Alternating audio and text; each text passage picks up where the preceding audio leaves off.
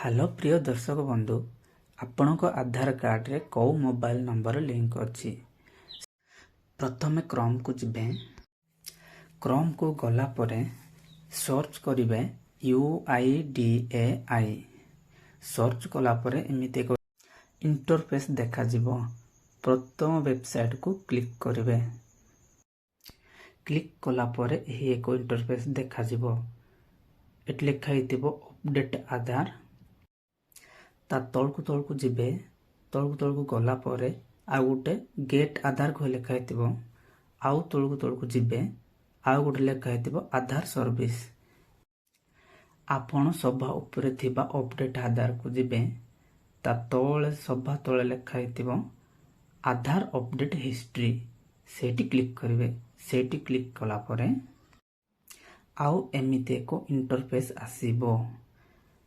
एमिति आसिला परे ता तळकू जिबे सेट लेखा हेतिबो देखंतु चेक आधार वैलिडिटी सेठी क्लिक करिवे।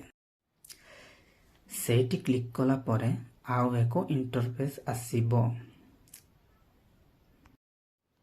एमिति को इंटरफेस जोटे लेखा हेतिबो इंटर आधार नंबर आउ ता तळे लेखा हेतिबो इंटर कैप्चा। सेठी आधार नंबर दे देबे उपरटा को एटी कैप्चर कोड दे देबे। एटी मु आधार नंबर दे दउची तापर एटी कैप्चर कोड दे देबे।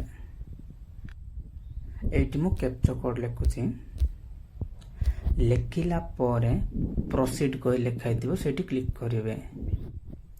देखंतु मोर आधार नंबर ऊपर शो करूची ता तळे मोबाइल कोइकी 3टी नंबर शो करूची। आपणक आधार नंबर ऊपर शो करिवो। वीडियो को भल लागिले लाइक गोटे करंतु, कमेंट निश्चय करंतु, हाँ सब्सक्राइब करिवे। धन्यवाद।